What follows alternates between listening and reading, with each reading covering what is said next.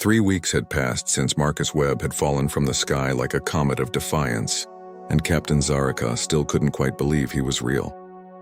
The human sat across from her in the command deck of the Cathari frigate Moonblade, casually cleaning the plasma rifle he'd liberated from a Vorthak corpse.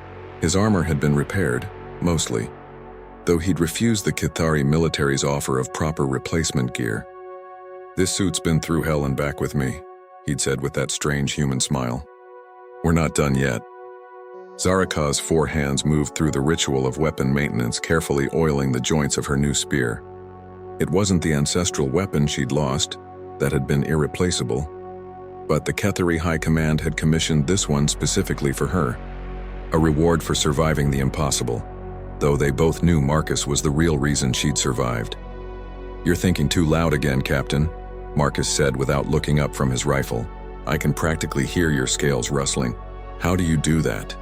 Zaraka asked, her translator carrying the mixture of frustration and curiosity in her voice. "You can't even see me from that angle." "Spent 2 years in the Terran Scout Corps," Marcus replied, finally glancing up.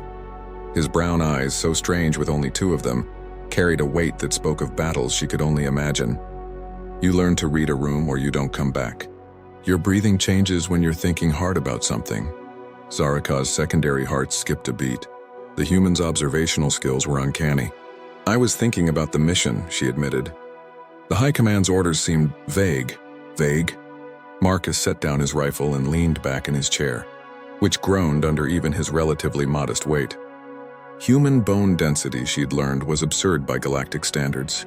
"Captain, when command gets vague, it means they're sending you somewhere they don't expect you to come back from." "A comforting assessment," Zaraka said dryly. "Hey, I'm still here, aren't I?" Marcus grinned. "Besides, we're just investigating reports of Vorthak activity in the Nexus expanse. Simple recon. What could go wrong?"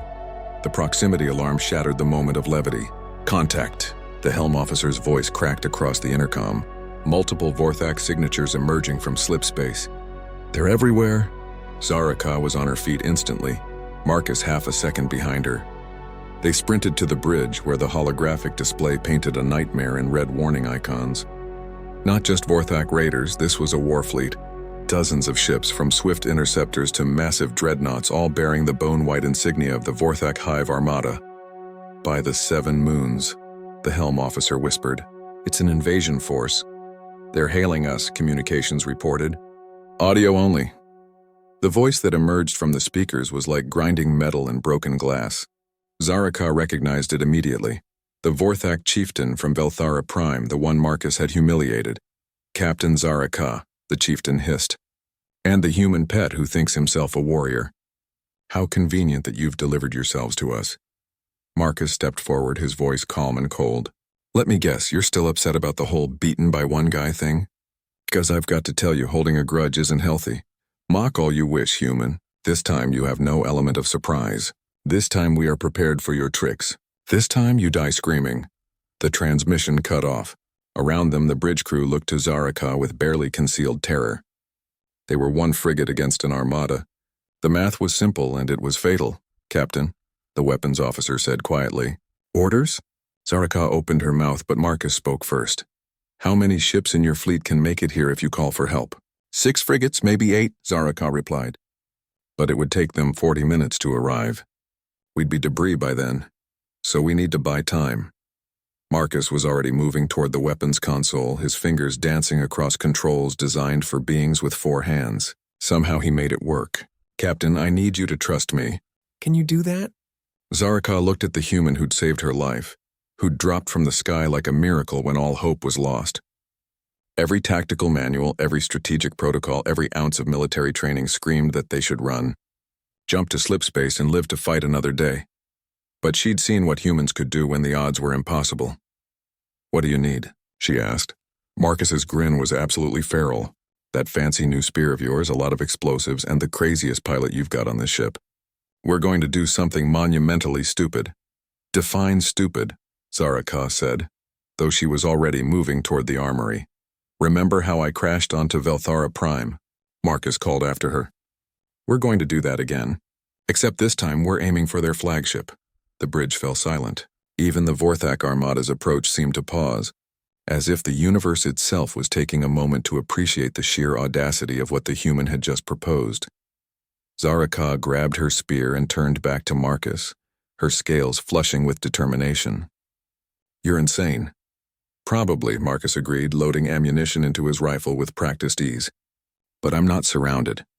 He glanced up at her, and in that moment Zaraka understood something fundamental about humans. They didn't see obstacles, they saw opportunities.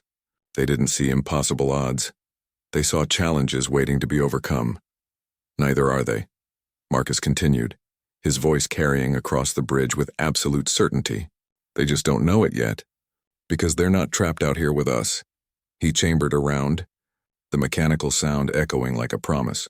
"We're trapped out here with them." The Vorthak armada advanced, confident in their numerical superiority. They had learned from their defeat. They had prepared for human tactics. They had brought overwhelming force. What they hadn't prepared for was human philosophy. When you can't win the fight in front of you, change the fight. Captain Zaraka of the Kethari Guard raised her spear and smiled a very human smile. "All hands," she announced across the ship-wide comm, "battle stations. And someone get me a crazy pilot." "Captain," Marcus said quietly, just for her, "when this is over, remind me to teach you the human concept of payback." "I believe," Zaraka replied. "I'm about to get a comprehensive lesson." The Moonblade turned toward the approaching armada, one small frigate against an invasion force, piloted by a Kethari captain who'd learned to fight like the universe was watching, and a human who'd never learned how to quit. The Vorthak had wanted revenge. They were about to get something much worse. They were about to learn why humans were feared across the galaxy. Not because they were the strongest, or the fastest, or the smartest, but because when you backed them into a corner, when you took away every advantage, when you thought you'd finally beaten them, that's when humans became truly dangerous. That's when they started to improvise.